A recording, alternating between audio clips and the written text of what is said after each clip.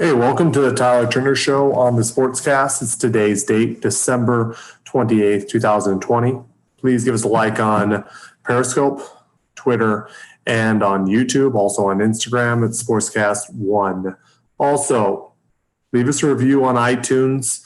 Tell us what you think of the show. Hi, guys. Another week. And guess what's happening this week? Make sure my sound's on. Okay. Anyways, another week, and guess what is this week? It is the college football playoff. Don't get much bigger than that. The end of what has been just a crazy, weird, wild season.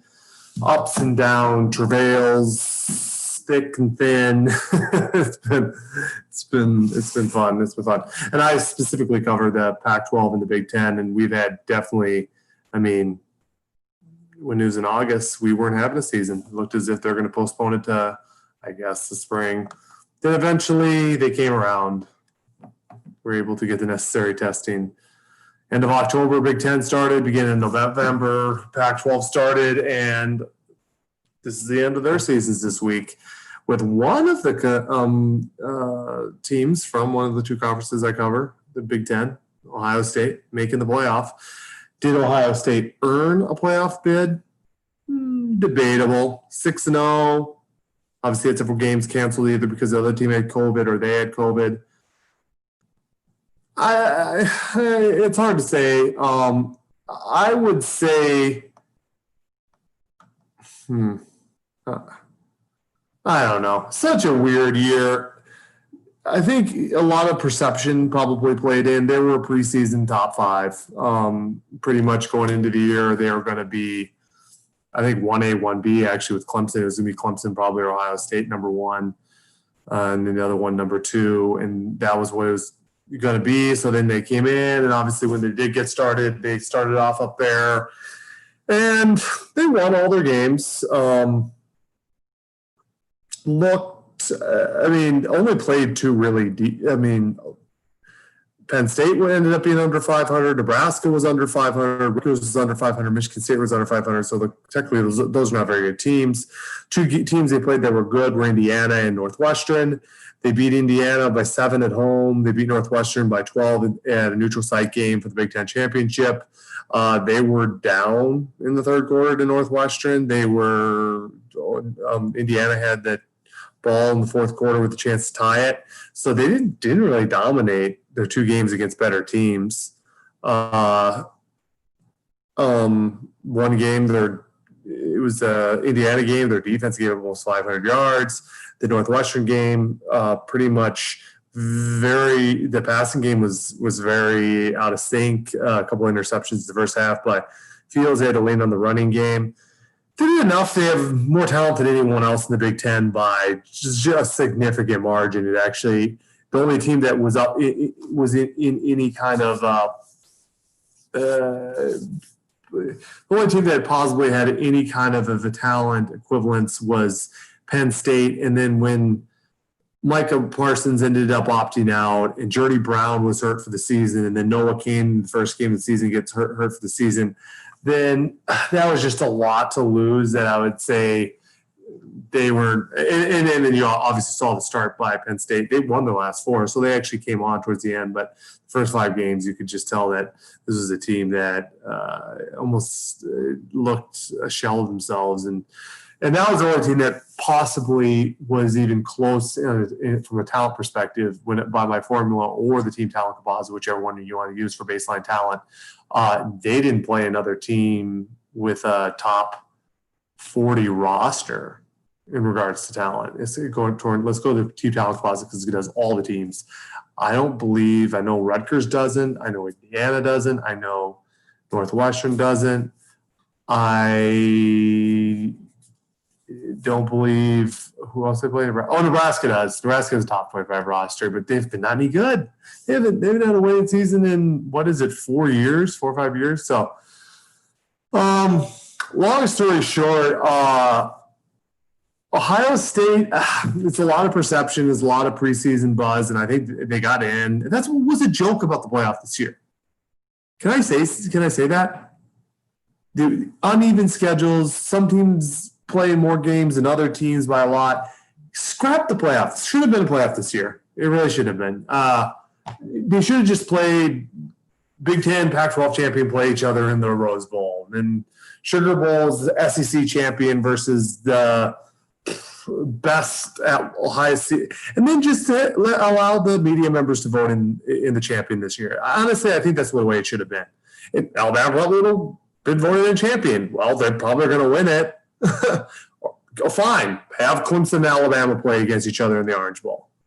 Those are two best teams. I just thought that this year of all years, because Ohio State I don't think really necessary, if you just look at their resume and even how they looked, I wouldn't have put them probably, no.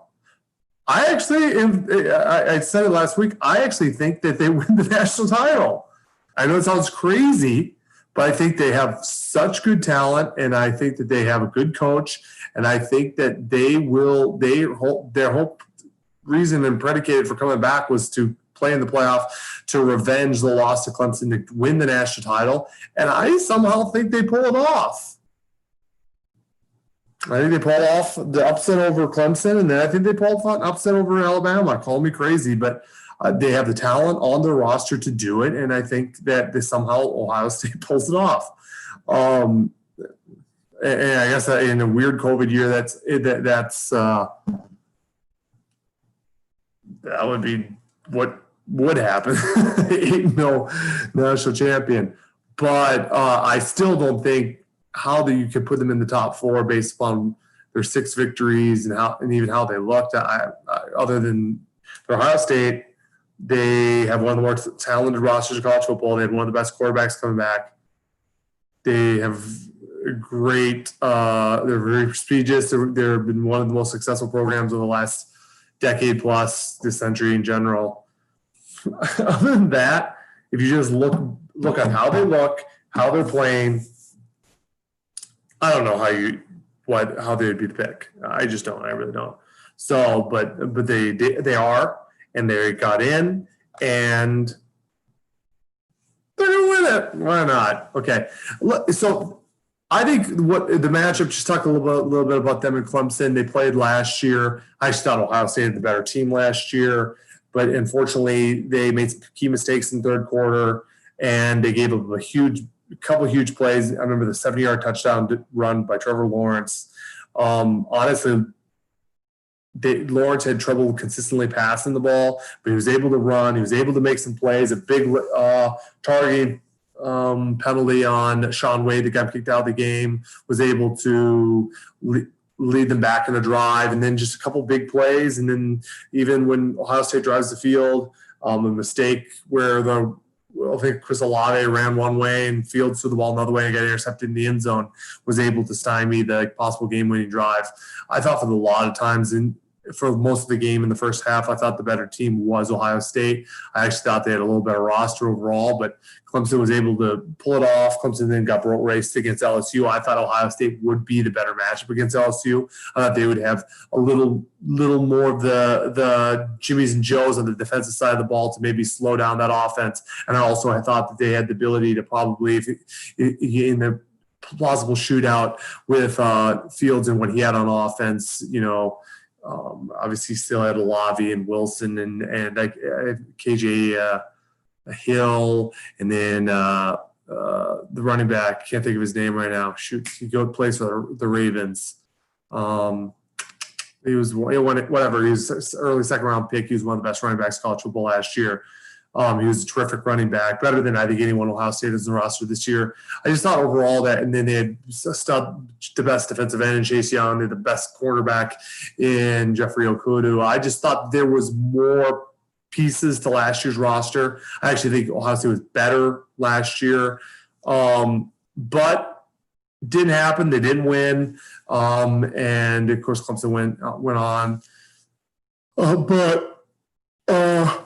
I think this year, obviously, I think Clemson is going to be the favorite. They're the team that's played definitely more games, and they have looked good. Clemson, other than lost Notre Dame, which they were missing Trevor Lawrence. Clemson looked good. They revenged that loss by just boat racing Notre Dame. They have a good defense. They have some talented pass rushers up front. They have a solid defensive backfield. They have Trevor Lawrence, possibly the best quarterback in college football. Travis Etienne, one of the better running backs in college football. And Ohio State's just kind of a little more of an unknown because they haven't played a lot, haven't looked great in every game, especially against the better teams. So I totally get why I would favor Clemson too. I just think that Justin Fields, I think he's going to step up. I think he's going to make some big-time plays with his feet and with his arm. And I think his guys like Olave and Garrett Wilson and Jackson Ndugbo and Jameson Williams and some of these super elite receivers make some plays. And I think Clemson does too, but I think it's kind of a shootout. And I think Ohio State figures out a way to actually get the victory. We'll see. We'll see how it goes. I'm not going to touch much on it. I think Alabama wins the other game, but I don't cover those conferences. But anyways, I think it's going to be Alabama versus Ohio State for the national title. So the rest of the Big Ten, because I didn't talk about the Big Ten. Last week, obviously, I had Chris Courtney from the Whole Flock of Ducks talking mostly about Oregon. And I think I have more people I'm in touch with on the Pac-12 side because I'm specifically an Oregon fan. I always make that note. So I think I have a little more people that I know on that side. So, but the Big Ten, I've not been able to get anyone to talk a little bit more about them. The games that they have coming up, first of all, Iowa game versus Missouri was canceled. So that's not happening. I believe that was supposed to happen the 31st. I actually don't know when that was supposed to happen. No. It was supposed to happen on the 30th. So that would have been a pretty good game that got canceled. Let's see what games are coming up for the Big Ten. I don't think the Big Ten has played in anything yet. Going back to, man, it's such a wonky bowl season. There's been a couple good games though. I enjoyed the Louisiana versus Texas San Antonio, and I don't know if I've said this before on my show. I am an alumni of Liberty University. I'm not just alumni. I actually played. Probably should have previewed it last week. I played for Liberty. I played on the 2005 and 2006 Liberty teams. They were FCS. It wasn't even called FCS yet. It was Division I AA. Our biggest rival was Coastal Carolina. I played them as both a junior and senior. We lost in overtime as a junior. And they were really good. They were like 10-1. We were 1-10. And Coastal Carolina made the Division I AA playoffs, but we took them to overtime. We almost beat them at our house. And that team had Tyler Thigpen for Coastal Carolina. He went on to play for the Kansas City Chiefs a little bit and for the Minnesota Vikings. Jerome Simpson, who's second-round draft pick, played for the Bengals for a while. Mike Tolbert, who I think was an Pro Bowler for the San Diego Chargers, now the LA Chargers. So they had a good team. They had some good players. And then the next year we played them in Coastal. Once again, we were better than my senior year. We fired the whole staff, hired a new staff. My senior year, we were 6-5, 7-4, something like that. We were second in the Big South. But once again, Coastal won it. Still had Thigpen and those guys. But it was a really close game. I think it was like 21. I'm going off memory. It was like 21-16 maybe. We had a chance to get the ball back at the end. I remember I missed a tackle. I actually had a really good game my senior year. It was one of my best games senior year. I think I had like 7. To clarify, I played defensive end. I played a lot in college. In junior college, I was linebacker, and then I ended up playing end at Liberty. And I was actually a running back in high school. But anyways, I played end. I think I had like 7 tackles. I think I had like a sack and a couple tackles for loss. So I had a pretty good game that game, but we were not able to win. Coastal went on to the playoffs again. So they went to playoffs both years that I played there. And then after that, Liberty, I think, won, after I left, I think Liberty won 3 or 4 in a row in the Big South. And I think they beat Coastal every year. And then Coastal came back and won 1. And then another year, they were going to play Coastal was really good. Liberty was okay. But I can't believe it was a championship. It was something like Liberty was like 6-5. It was like in 2013 maybe. Liberty was like 6-5, but in the Big South they were like 4-1 or something. And I think Coastal was like 11-0, but they were like 5-0. But Liberty beat them. They beat them like in overtime. And they actually ended up getting an automatic bid to the FCS playoffs. There was FCS at that time. And I remember that was and they actually ended up going to like the semifinals of the FCS playoffs. They lost to like Villanova, Liberty did. But as a whole, when we played in the FCS and 1AA, Coastal was a lot better for the most part. I think Liberty probably only made the FCS or 1AA playoffs once or twice. Coastal made it pretty much every year. Maybe... Okay, they won maybe a couple of years with me. Then Liberty won like 3 Big South, but I still think Coastal might have gotten in one year. And then all of a sudden, the Big South started getting an automatic bid. They didn't have an automatic bid. And then Coastal got the first couple, and then finally Liberty beat them to get one. So, but anyways, long story short, Liberty and Coastal played each other. Coastal was undefeated. Liberty had 1 loss, and Liberty won. They won in overtime. And I'm proud of both. I'm proud of my alma mater. They're 10-1, I think, this year, and they won their bowl game, and I think they were going to finish in the top 25. And proud of Coastal, they were undefeated. They were a number 12 team. Some people thought they should make a New Year's Six. So pretty impressive story for both those programs. They were FCS programs a few years ago. And I'll always give me a Liberty guy, but I also respect Coastal as a rival. So anyways, got off on a rabbit trail. Back to my so it's Pac-12 only is going to play in 2. I think the Big Ten isn't playing in very many either. Their first game for the Big Ten will be December 30th, Wake Forest versus Wisconsin. Who knows? Honestly, who knows how inspired Wisconsin's going to be? They lost a lot of games due to COVID. They were 3-3. Was not a very good year. Maybe they'll try to come out there and go into next year because I think they have a lot coming back. I'm going to go Wisconsin. I think they're a better program than Wake, but you just never know. Are people going to be inspired? There's not been that many bowl games this year. So many games have been canceled. So many teams opted out. You just don't know what you're going to get. So I'm looking while I'm doing that. I might as well just touch on Florida versus Oklahoma. Florida has its best wide receivers, best running back, best tight end, one of the best defensive backs, all opted out. And they have to go against Oklahoma. And if Oklahoma has people playing, I think Oklahoma will win that easily because you have too many guys opting out, which is unfortunate. It's been happening with bowl games in general, but this year, especially because of COVID, people are just like, you know what? I'm going to go off to the NFL. It's been a tough year in college football, and I might be able to touch on that a little bit later. Iowa versus Missouri canceled. I was looking forward to see Iowa. I think they actually had a better season than many people thought. January 1st, the Big Ten does play one game. They're playing in the Citrus Bowl. Citrus Bowl is on the 1st. It is on ABC. It's Auburn versus Northwestern. Auburn definitely has the more talented team, but the issue is Auburn is playing not with their starting coach. They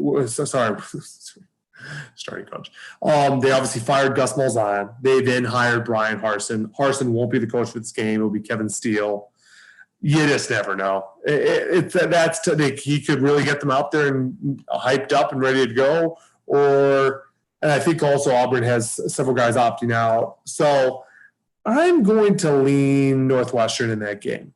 I think they've had a pretty good year. They were okay. So when I talk about the Big Ten in general, the Big Ten obviously had the season postponed, and then you had to play 9 games in 9 weeks, and they ended up, I think, with I'd have to do the math off the top of my head, but I think it was 12 cancellations. I know that they ended up the average being 7.1 games were played. So It was a 9-game season, 9 weeks. The average, when you added all the teams together, 7.1 games were played, so an average of 1.9 games were canceled. It's unfortunate. And then you had guys opt out for like a lot of teams. So I think you had teams like Michigan 2-4, Penn State 4-5, Wisconsin 3-3. A lot of really good teams didn't have good seasons. Just the wonkiness, the cancellations, the postponements. It really just provided not very good football for a lot of teams. So that was unfortunate. And some other teams did well. And the teams that did well are teams I think are really well coached and really good cultures. And they took advantage of, hey, you know what? We're just going to remain steady. We're just going to be us. And you saw that with Indiana 6-1, Northwestern 6-2, and Iowa was 6-2. I'd say were the 3 teams that handled it well, were able to just kind of remain themselves and just play consistent ball. And they were the teams that had the best seasons. Oh, you throw Minnesota in there, 3-4 with another team that had a lot of opt-outs and just did not look as good as I thought they were going to be. I mean, when you talked at the beginning of the year, you had Ohio State, obviously top 5. You had Penn State, top 10 team. You had Michigan, top 20. You had Wisconsin, top 20. And you probably had Minnesota, top 25. Well, Minnesota was below 500, Michigan was below 500, Penn State was below 500, and Wisconsin was 500. So you just see that teams did not play very well. They didn't, and you saw that in, honestly, the Big Ten and the Pac-12. And I'll touch on the Pac-12. And even Ohio State, since I mentioned it, Ohio State just has so much talent, and they had a really experienced quarterback, and they just have, like, probably just the best guys out there. But as a whole, they didn't look that great. It wasn't a great year, 6 games for Ohio State. And if they go out and just look very good again and lose to Clemson, I would not be shocked. I'm picking them because I'm, rooting slightly for but I think that there's a possibility with that talent. But in my heart of hearts, I could see them more being Clemson than Alabama. But I also could see Ohio State just not looking very good, and just being one of those games. Not necessarily get blown out, but they just don't look good and they lose. And that would kind of be a fitting end to the Big Ten and Pac-12 schedules, because unfortunately the administrators postponed it and pretty much canceled the season. And I just think that it then pushed this kind of abbreviated season into place, and they just didn't. I as a whole, I just did not think they looked very good. So any team really, for the most part, and a couple teams that probably normally would not look that good, but took advantage of the wonky season, was like a Northwestern. So anyways, long story short, Northwestern, I picked to win that game. January 2nd, Mississippi and Indiana play in the Outback Bowl. I'm going to go Indiana. I'm not going to say that I'm super like, oh, yeah, I'm just really strong about that. But, yeah, I'm going to go Indiana in that game. I think they're better than Mississippi. But you never know. And it would be a good ending. Indiana, actually, I kind of wish they had gotten the New Year's Six game. I wish they had actually been given the Fiesta Bowl berth over Iowa State, because it'd be Big Ten versus Pac-12, which is kind of just the classic New Year's matchup, along with the fact that, they were 6-1 and their only loss was by 7 points at Ohio State. Iowa State looked solid, but, they lost to Louisiana. They lost to Oklahoma State. And then one of their victories, they ended up losing the rematch. So I just thought maybe that I would have dropped them to 11 and put Indiana at 10, and then Indiana gets the spot. Just my opinion, I think Indiana versus Oregon would have been a little more interesting game. Now, Indiana does have their starting quarterback did tear his ACL for the year, so they are playing the backup. And that makes me even wonder what they'll look like against Mississippi, because they'll have to score. Even though they have a pretty good defense, they'll have to score against Mississippi, because Mississippi will score. Maybe they aren't able to score enough. We'll see. That's it. That's it. There's unless I'm completely missing something, after Iowa got their game canceled, the Big Ten only plays in 3 games. They're pretty much as bad as the. Oh, I didn't realize that. Okay, so they had 4 games. They got 1 canceled, so they only going to end up playing 3. Knock on wood. And the Big Pac-12 only plays 2. So let me see. So this will do the math. I mean, Ohio State could play, but 7.1.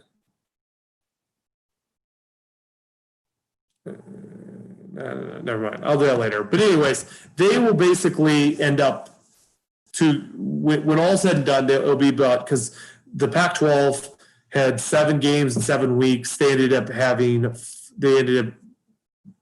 5.3 completed. It was the mean average for the conference, which was 1.7 loss. So actually they did a little better than the Big Ten, but they also played 2 less games. And that pretty much they were 1.8 games less. And then if they're playing 1 more game, it'll probably end up basically 2. And that's because they started 2 weeks less. And I think in hindsight 2020, I kind of was like, oh, the Pac-12 gave them more time to get guys ready. But honestly, I think they should have just started the season October 30. I mean, because they were a week later get going than the Big Ten, but they should not start. I think they should start October 31st. They would have been able to get in at least probably a mean of 1 more game. I mean, they probably would have the same amount of cancellations. So I don't know why the extra week really, what good that did, because teams ended up getting like an average of almost 2 games canceled for the whole conference. And some teams like Arizona State, Washington, Cal only played 4 games. So they ended up getting 3 games canceled. So I might as well have started a week before. And if the teams couldn't do it, like I heard it was the California teams, well, then they should have just scheduled them to play each other on November 7th and then scheduled other teams to play each other. So it's like, or schedule some of the Mountain West, because they ended up allowing non-conference games anyways. It was just so reluctant leadership out in the Pac-12. And it was not great in the Big Ten. The Big Ten, at least when they decided, got going at I think October 24th was when they actually decided, hey, we're actually going to do a season, which I think was like middle-ish, end-ish September. And I know they say, well, the Big Pac-12 had a bigger problem because of restrictions and sending guys home. But they should have just been like, just go. If we're going to do a season, just go. Because I think as it ended up being, you just ended up getting less games in when you probably could have gotten another game or 2. And the Big Ten didn't have this problem. Well, they actually could have, because technically Ohio State, they changed the protocol for electing the champion, because you're supposed to play over 6 conference games in order to get into the championship game, and they only played 5. But then they ended up changing it because they said they won the head-to-head versus Indiana, which is true. So therefore, they were eligible to play. So because if they would have had wonky, just as wonky as the Pac-12. What ended up happening with the Pac-12 was you had the South Division champion be USC, and that one was a little more clear-cut. But then you had Oregon and Washington were supposed to play for the Pac-12 North. Washington canceled because of COVID. But because they had a 3-1 record versus Oregon's 3-2, they were the Pac-12 North champ. Well, of course, the Pac-12, being the brilliant individuals that they are, announced Washington versus USC for the Pac-12 championship.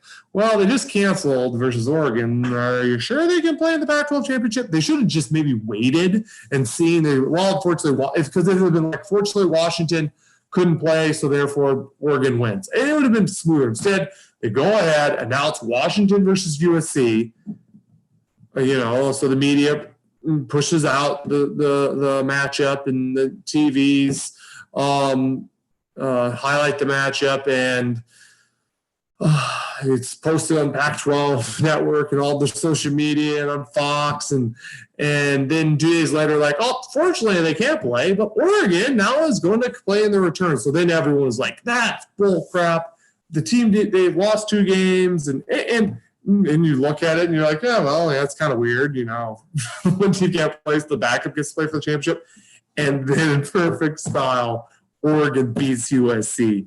So then the backup champion ends up winning so it just made the Pac-12 look like, so hackery. What they should have done is just never announced Washington, and then it would have looked a little more fluid instead of like, oh, they're unable to play, so the backup plays, and then Oregon won. Which I remember the media was like, this is crap. They should have just crowned USC. And I'm like, everyone's really worried about USC playing in the championship game. We'll wonder why, because USC had barely won like 3 of their games. Like Arizona State last minute, Arizona last minute, UCLA last 16 seconds. I mean, they could have easily been 2 and 3. So then people were worried that this 5-0 might not have been legit. And then they lost by 7, but Oregon was ahead the whole game. I wouldn't say it was ever. I mean, it was a 2-score game most of the game.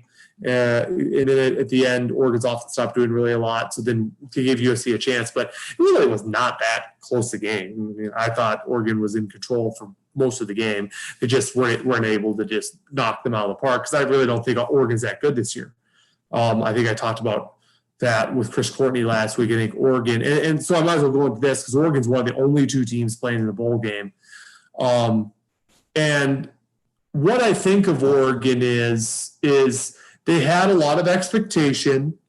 They won the Pac-12 last year. They won the Rose Bowl. They finished the top 5 team.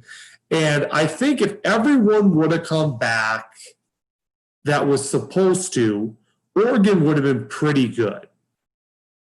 So they would have played the original schedule. Like they had Ohio State coming to Outson. I don't think they would have beaten Ohio State. I think with a new quarterback who I now have seen this year, and did COVID affect his play? I don't know, but he's been inconsistent. Tyler Show, we talked a lot about it with Chris. He was very, very inconsistent this year. He had good moments early on. He made mistakes in every game. Last 2 games, he really hasn't any good moments. He's been pretty much just not very good. So knowing that, but then if you had Penei Sewell, the best offensive tackle, you probably could have really relied upon the run game, because they ran pretty decent, even with all new starters on the offensive line. And then defensively, the thing that makes me – so defensively, they lost leadership by some of the guys they lost. They also did give up some passing. They did give up some stuff. And I think losing Jevon Holland, who's going to be a second-round pick, to opt out. There was some of those games where there was with the tight ends and guys in the middle of the field were able to make a lot of plays. The games I think of specifically was Washington State, Oregon State to a certain extent, even Cal a little bit. But actually, the bigger problem early in the year was just not lack of pass rush. That doesn't have a ton to do with D-backs. Maybe if you get better coverage, you can let the pass rush get there. But they weren't getting much of a pass rush. And then the run game, the line was getting just moved. It was getting moved consistently. They weren't being there wasn't a lot of physicality at the line of scrimmage. And I just thought they looked a little flat. Would have been different, and I know some of the guys that opt out, I follow them on social media. I wouldn't say that they seem super amped to play this season. They seem to be overly concerned with COVID and stuff. But then again, once again, I'm this hypothetical. I'm saying that maybe COVID wasn't as much of an option. I just don't know if Oregon, and then and as I've talked to Courtney about, they have the youngest roster in college football. They have 79% of their scholarship guys are underclassmen. That's freshmen and sophomore. Only 21% are juniors and seniors. The mean in college football, I'd say, is in the 30 to 35% range. And when you get over 35, you have a pretty senior, what would be called a senior roster. 20% is young. I mean, that's well below the mean. And that's why it's the youngest roster. And then you add those guys. I think I added those 4 in there, and it would have been 27%. Well, that's still below the mean. You still would have had a new starting quarterback because Justin Herbert went off to the NFL. You still would have had 4 new starters on the offensive line. You still would have had the situation where the front 7 was not playing as well, and part of that because they lost 4-year starter Troy Dye, who's now a linebacker for the Minnesota Vikings. I don't know if Oregon would have been quite as – I think they were getting a little overhyped. I don't think they're quite at where they should be I know how they've recruited. I know the baseline talent in the roster. They were like about 13 in my formula going into the season. They were 12 in the team talent composite by 247. I think formula, when you added out the opt-outs, they lost some points. I think they're about 15. They're about the same, but this is a top 15 roster, but it was top 15 young.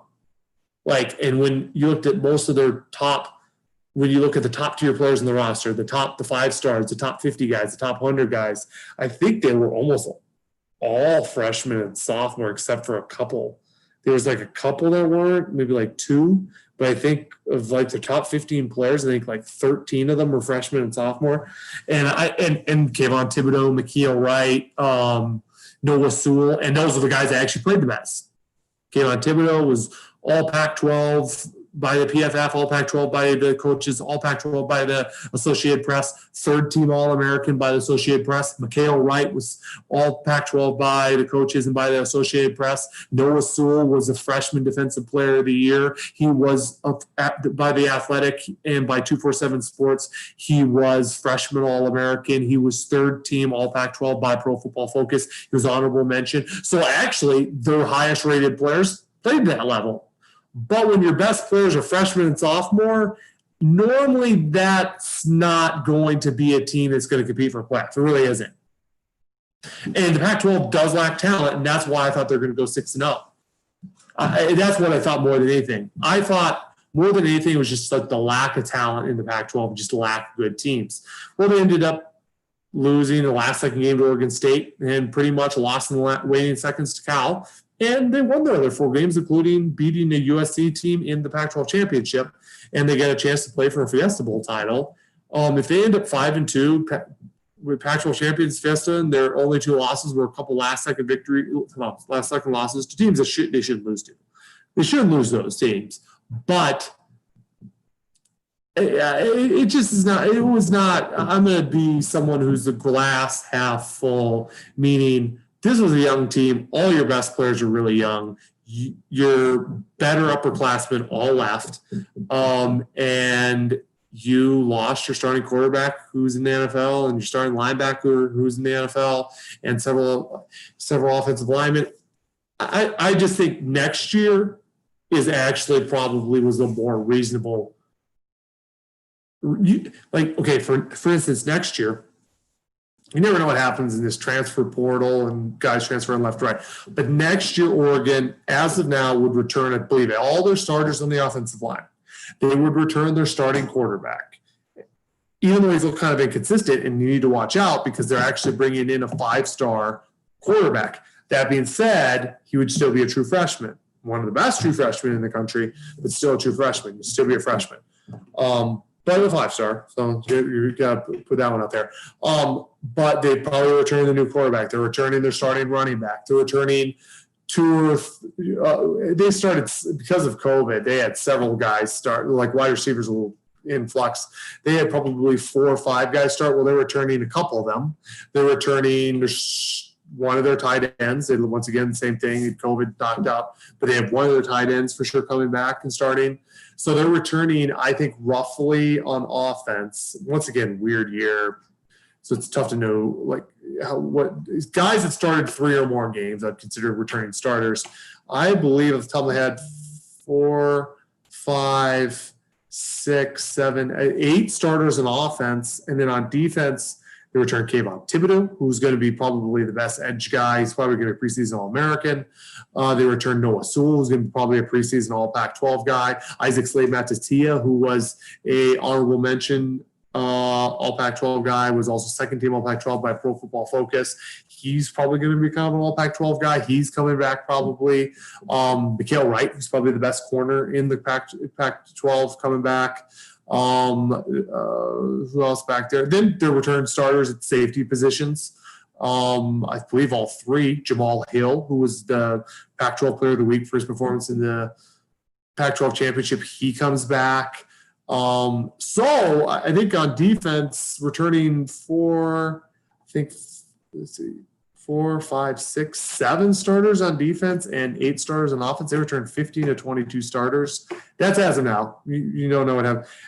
I think, and they had a top 10 recruiting class 2019. They had a top 15 recruiting class 2020 that signed 3 5-stars. And then this year, they have the number 6 class. So 3 top 10 level classes in a row and a lot of returning production. Next year is a team that I actually think is more likely to probably achieve the expectations that people had put on this year's team. I think this year's team was probably a little overrated. After the opt-outs, they were definitely overrated. I think I do a mean of like 15 different sites, what their preseason ranking, and I think they're coming in about 9 for their preseason. And that might have been slightly overrated, but when all the opt-outs happened and they still came in, I think in the initial AP, came in at like 12 or 13, that was a little high. I think they should have been more like 20.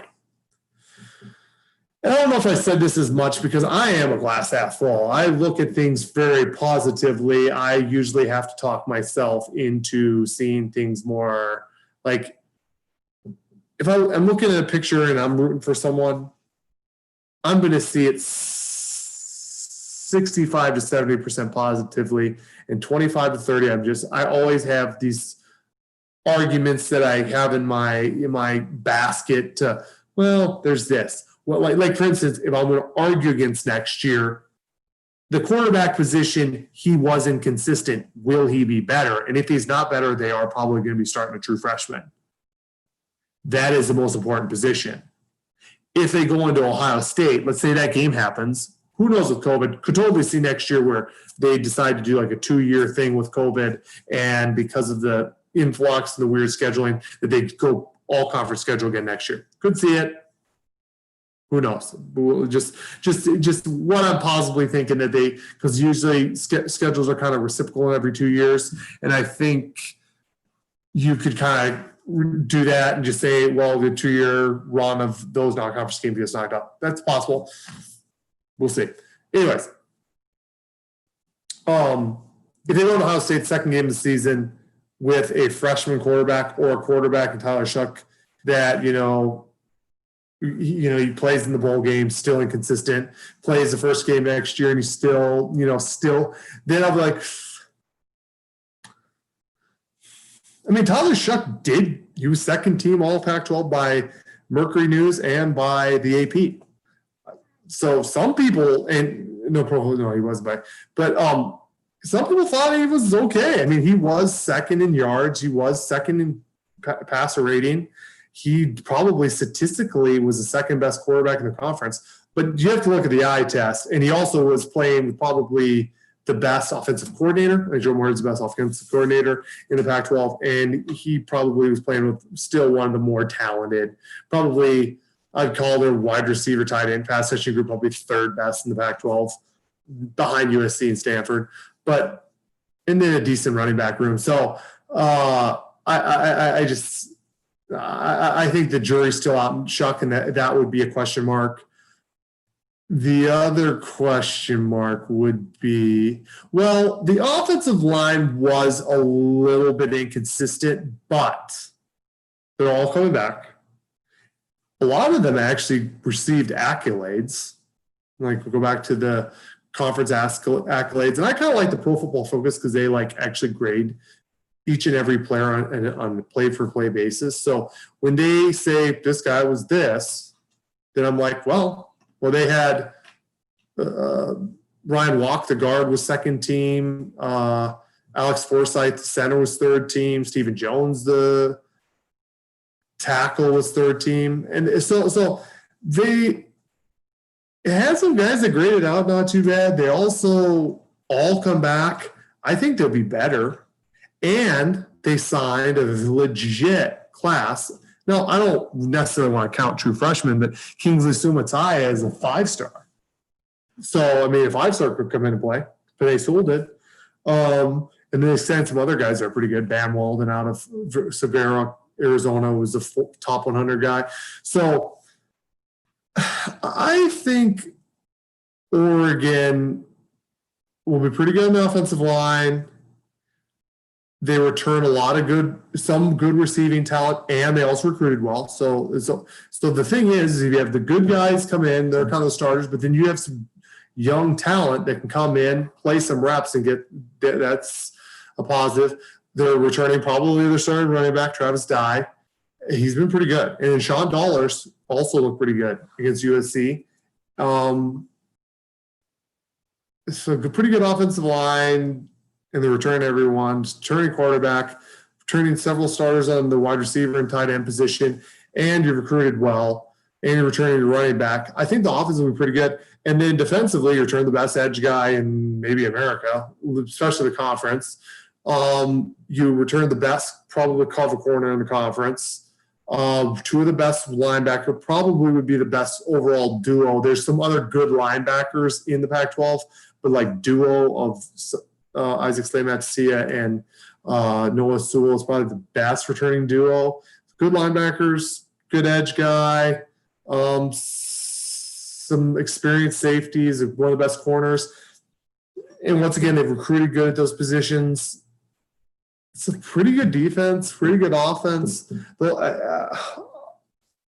It comes down to other teams. Washington is returning a lot of their best players. So they actually announced that they're coming back. So Washington could be pretty good. I don't think the rest of the North teams are that good, but we lost Oregon State Cal this year. Who knows? I mean, Cal's losing quite a bit, to be honest with you. Most of their best players. I mean, remember, you get an extra year of eligibility, and someone like Cal, where they only played 4 games, I could see them possibly going back. Even Washington, when I think of why a lot of guys are coming back, they only played 4 games. Only playing 4 games could be very much a driver to bring guys back. What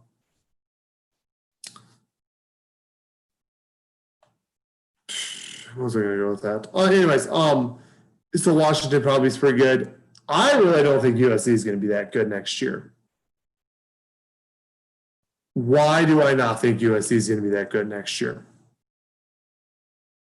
Well, they've already had a couple of guys declare for the draft. They also have had a couple other guys transfer already. This has just been a week. There's rumors that other guys are going to declare, and there's also rumors that other guys are going to transfer. Pac-12 Defensive Player of the Year, Talanoa Funga, I think he goes pro. Amon-Ra St. All conference, all Pac-12 wide receiver, Amon St. Brown, I think he goes pro. Elijah Vera Tucker, all conference, he did go pro. I think there's a decent possibility Marlon Tuapasupa, who is at all Pac-12 defensive lineman, I think he might go pro. And then there's several other guys who didn't either play very much, and they're technically seniors. They could come back for another year.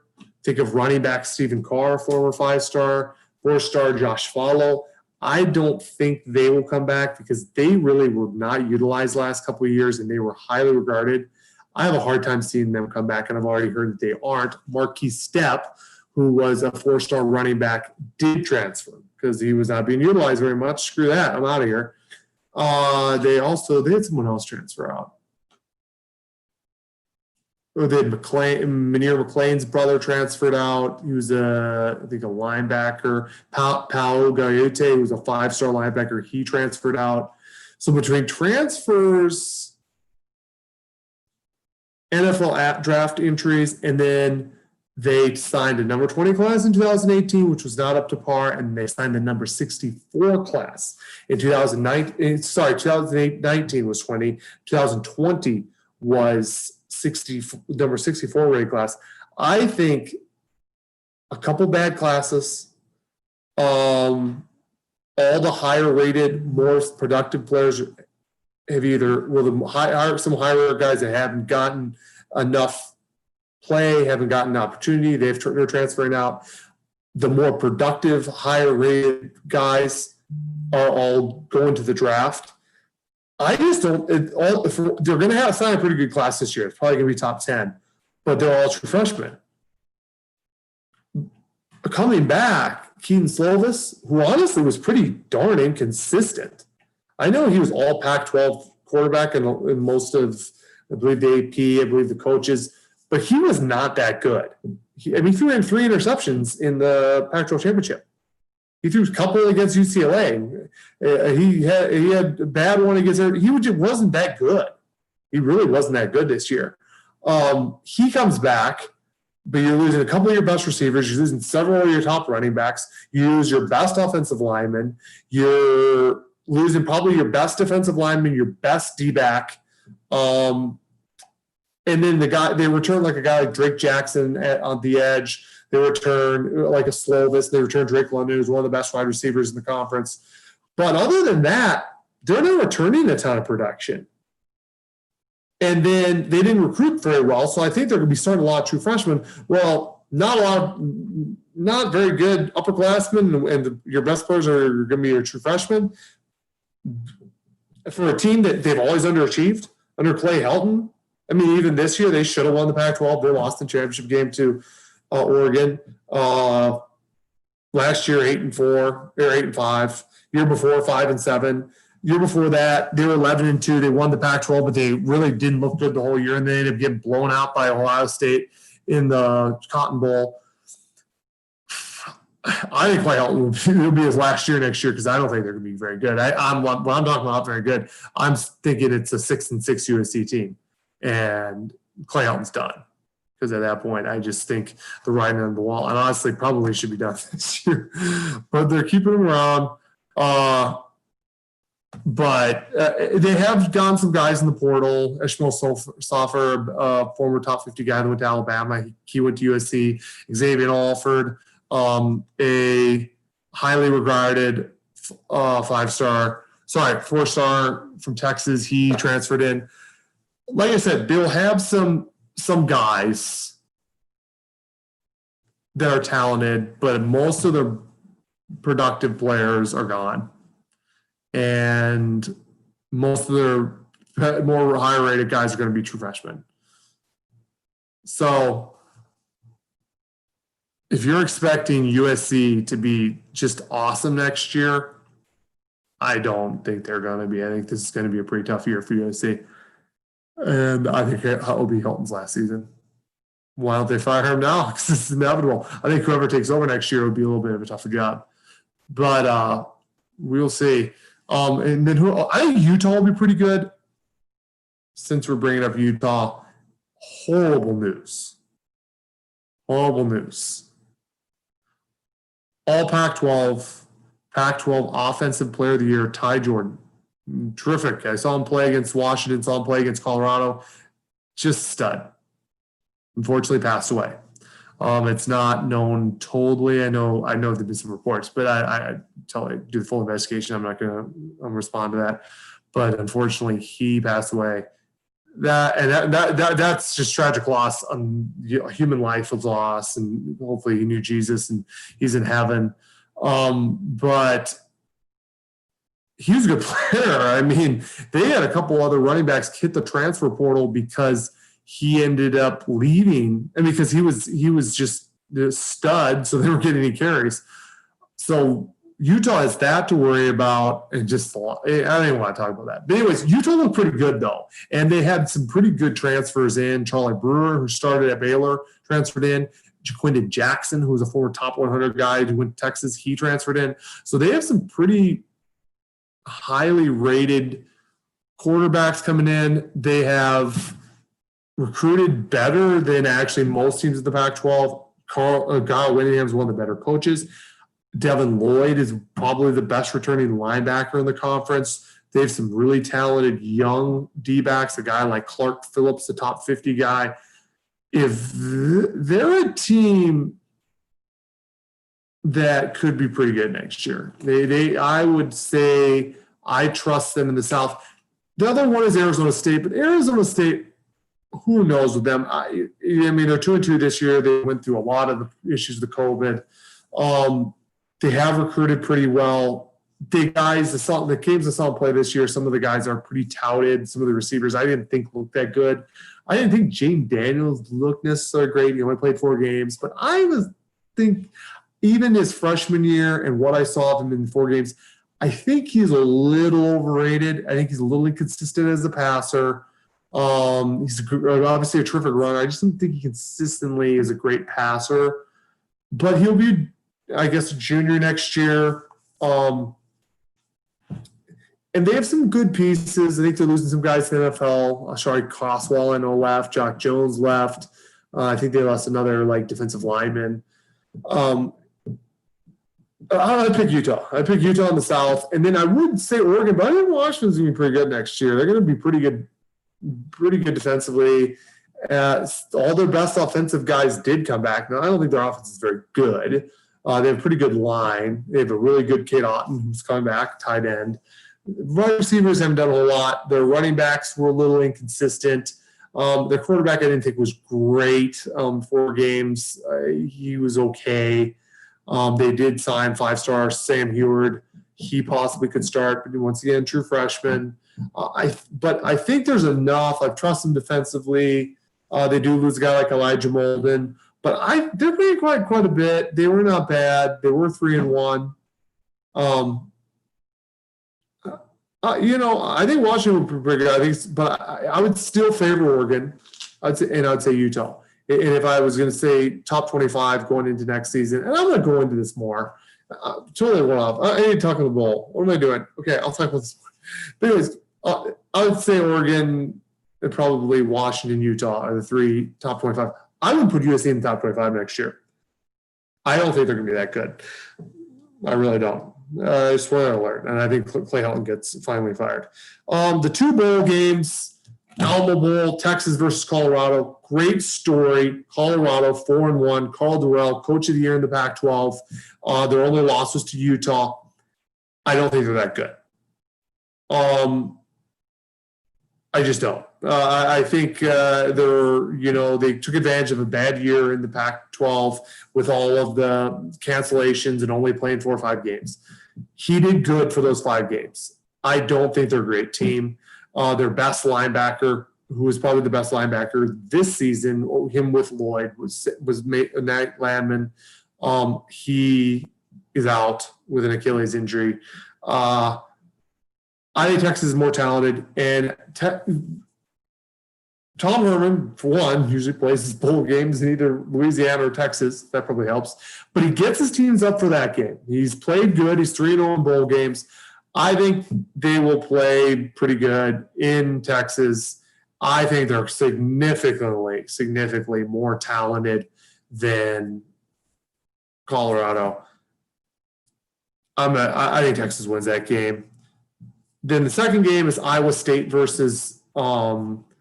I kind of talked against Iowa State, thought maybe they shouldn't get in the game, but Iowa State had a pretty good year. They're 8-3. I think Matt Campbell's one of the best coaches. I think they have a great running back in Breece Hall. I think they have a solid, experienced quarterback. I think they do some good things on defense. They have good linebackers. At Rose Kid, I saw him. He's a good linebacker. There's some safeties that make plays. I think they're just solid. They don't make a lot of mistakes. They play fundamentally good defense. They play smart, efficient offense. Don't think they're talented. I know they aren't talented.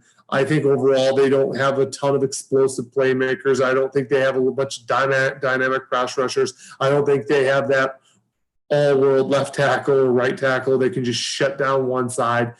But they're a good team. Oregon has been inconsistent. They've lost to 2 not very good teams, Oregon State and Cal. But I still think they're more talented. And I still think if Kayvon Thibodeau plays to his level and Noah Sewell plays to his level and Tyler Shuck can actually get out his funkies in and go out and make plays, I think this is a favorable matchup from just a Jimmy's and Joe's standpoint. But I love Matt Campbell as a coach, and he will have his guys prepared.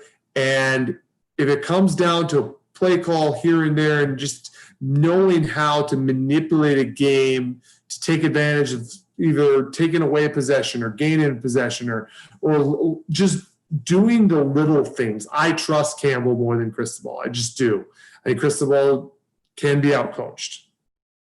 I think, and this would be a game that he will be tested because Matt Campbell can damn coach.